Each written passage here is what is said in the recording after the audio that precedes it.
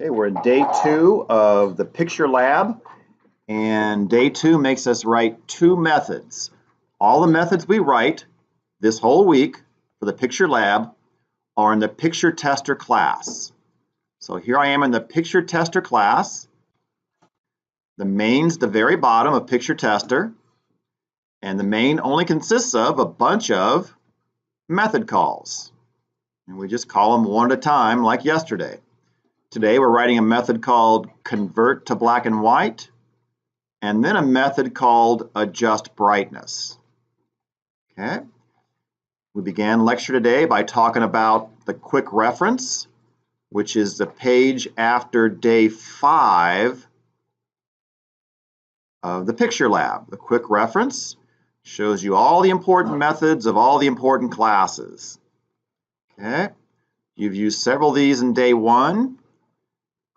Today we'll focus, seems like, chiefly on the pixel classes methods, like getAverage, which returns a double.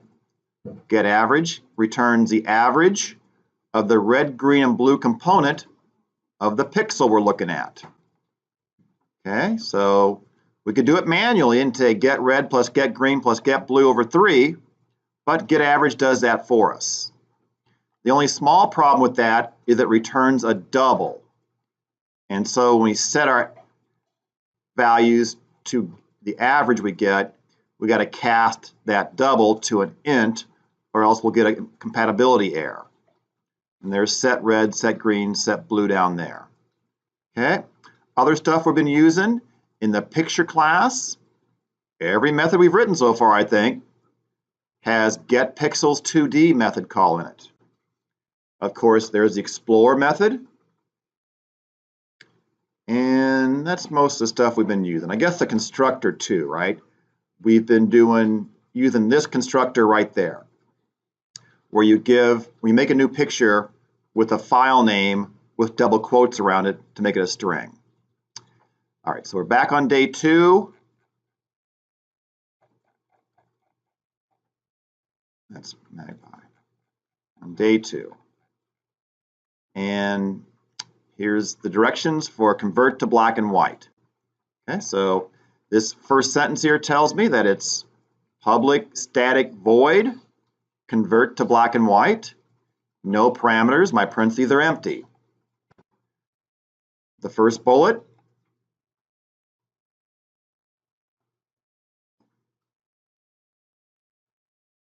had me make a picture object out of one of the pictures in my image folder called Female Lion and Hall. Watch your uppercase on the new words L-A-H. Don't forget double quotes around the picture's name. Then we display it. So we could just stop right there.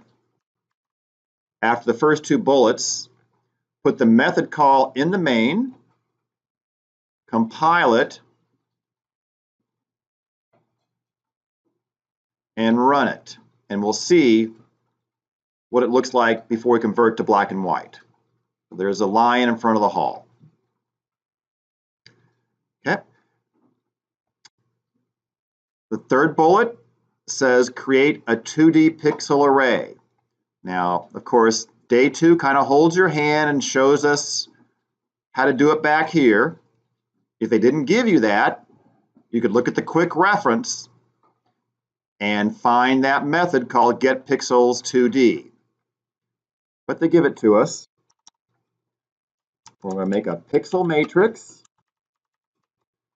The College Board always calls it pixels, it seems like. It's in the picture class. We use a picture object to access the method.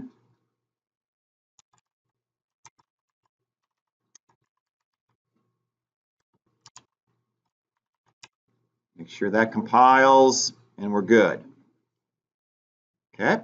Now, again, you can use your own variable names. On a quiz, you won't have this memorized. You might call it picture P, right? You might call it picture P here and say p.explore. And then p.getPixels2D. You might call your matrix mat. Okay?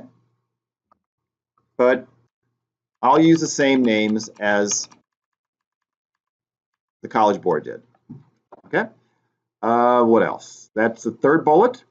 Fourth bullet are these nested loops that go through the matrix. It says set up 2 nested for each loop. So they're enhanced for loops, right? Their name for enhanced for loop is the for each loop. Okay. On a quiz, I have no doubt, sadly, someone's going to say int here, right? We've been doing so many int matrices. But it's not an int matrix, it's a pixel matrix.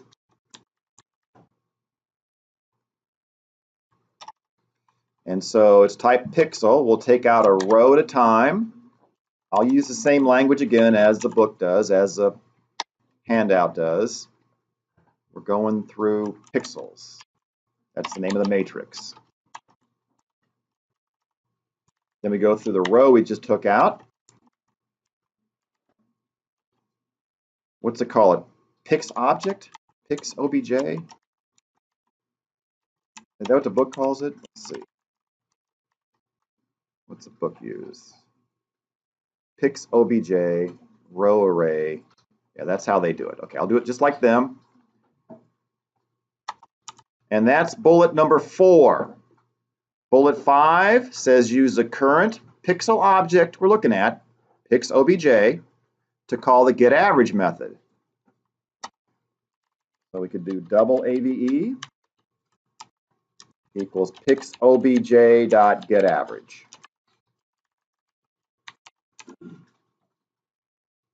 Okay.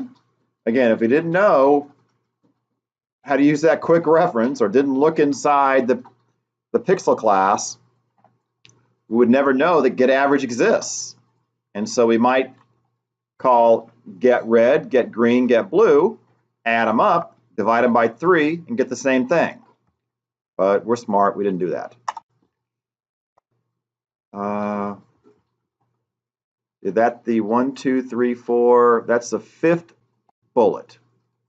Okay. The 6th bullet. Store this average in each component of our pixel. Okay, that'll make it gray, right? Recall yesterday, lesson 1, day 1, we learned that grays are made by making the R, G, and B values all about equal. So that will be with what? Set red, set green, and set blue. Now, this is not going to work the way I'm doing it now because I know from the quick reference I showed you earlier that set red and set green and set blue all need int values passed to them. They have int parameters, and I'm giving them a double here. That's not going to work.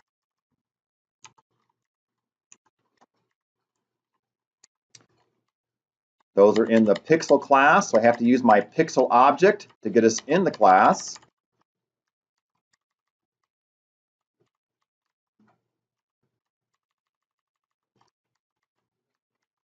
How are we doing? How am I doing? Any mistakes I make, let me know. Okay. That's not going to work quite right, but basically that's what we do. Then after that, we call Explore to display our black and white picture.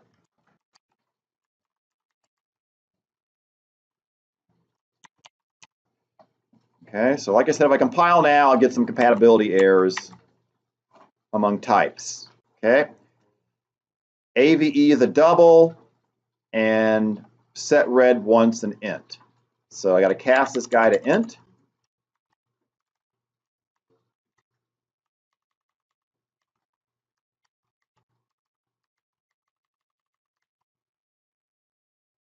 Pilot. Now we're good. Hopefully. Did I screw anything up? We'll see, I guess. Let's see.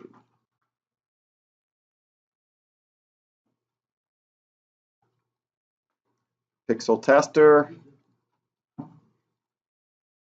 And you should get 2 pictures, the original in color, and then the new one in black and white, grayscale.